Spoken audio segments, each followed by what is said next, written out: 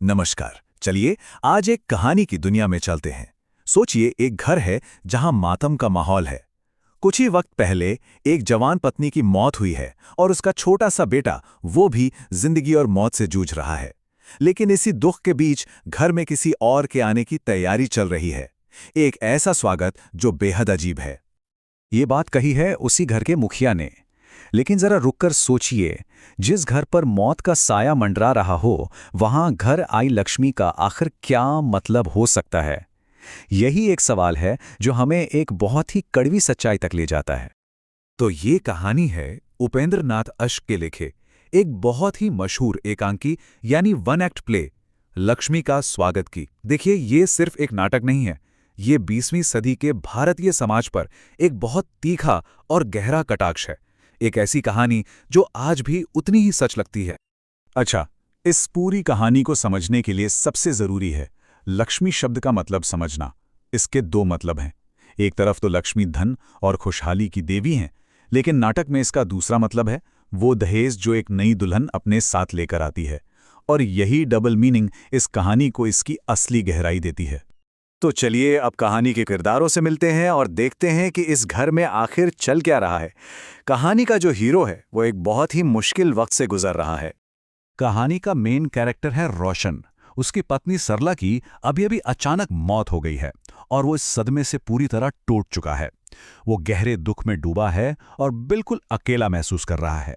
और पत्नी को खोने के इस दुख के ऊपर एक और लड़ाई है जो वो लड़ रहा है, अपने बेटे अरुण की जिंदगी बचाने की लड़ाई।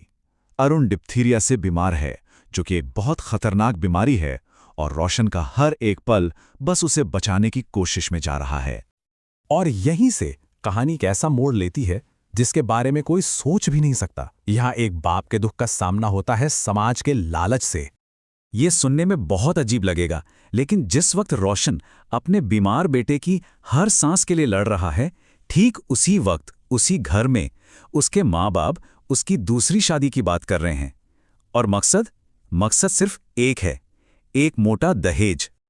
तो देखिए, एक ही छत के नीचे दो बिल्कुल अलग दुनियाएं चल रही हैं। एक तरफ रोशन है जो अपने बेटे के लिए मौत से लड़ रहा है, और दूसरी तरफ है उसके माता पिता जो पैसों का हिसाब किताब कर रहे हैं। ये तस्वीर सिर्फ एक परिवार की नहीं है, ये दिखाती है कि कैसे लालच इंसानियत पर हावी हो जाता है। जरा रोशन की माँ की बातें सुनिए। वो कहती हैं कि डॉक्टरों ने उसकी बहू को मार डाला और अब पोते के पीछे पड़े हैं। इन बातों में अपने मरते हुए पोते के लिए जरा भी हमदर्दी नहीं है। साफ है कि उन्हें बच्चे की जान से ज्यादा फिक्र आने वाले दहेज की है। ये कठोरता की हद है। तो अब आते हैं कहानी के उस हिस्से पर जो शायद सबसे ज्यादा दर्दनाक है। देखते हैं कि इस कहानी का अंत कैसे होता है। और फिर सब कुछ एक साथ होता है। एक तरफ डॉक्टर रोशन को बता देता है कि अब उसके बेटे को बचाना नामुमकिन है।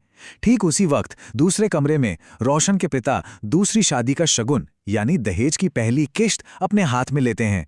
और जिस पल वो पैसा उनके हाथ में आता है, ठीक उसी पल अंदर अरुण दम तोड़ देता है। एक तरफ एक बेटे की मौत और दूसरी तरफ लक्ष्मी का स्वागत, एक ही वक्त पर। यही इस कहानी का सबसे बड़ा व्यंग्य है। तो सवाल उठता है कि आखिर इस दिल को झकझोर देने वाली कहानी का असल मकसद क्या है। चलिए इसके पीछे के सामाजिक संदेश को थोड़ा और समझते हैं। इस नाटक का मैसेज बिल्कुल साफ है। उपेंद्र नाथ अश्क हमें दिखाना चाहते हैं कि जब पैसे का लालच इंसान के सिर पर चढ़ जाता है तो वो इंसानियत, परिवार के रिश्ते, सही और गलत की समझ, सब कुछ भुला देता है। ये नाटक असल में कई चीजों पर एक साथ चोट करता है। ये दहेज की प्रथा पर एक करारा तमाचा है। ये दिखाता है कि कैसे लालच रिश्तों को तबाह कर देता है, और ये उस दिखावे को भी सामने लाता है जहां लोग परंपरा के नाम पर गैर इंसानी काम करते हैं। इसीलिए इसे सोशल रियलिज्म का एक बेहतरीन उदाहरण माना जाता है। क्यों? क्योंकि ये सिर्फ एक कहानी नहीं, ये उस जमाने के समाज का आईना है। और आखिर में ये नाटक हम सब के लिए एक बहुत बड़ा सवाल छोड़ जाता है कि धन की इस अंधी दौड़ में लक्ष्मी का स्वागत करते करते कहीं हमने उन चीज़ों को तो नहीं खो दिया जो असल में कीमती हैं, जैसे कि प्यार, हमदर्दी और हमारे अपने रिश्ते।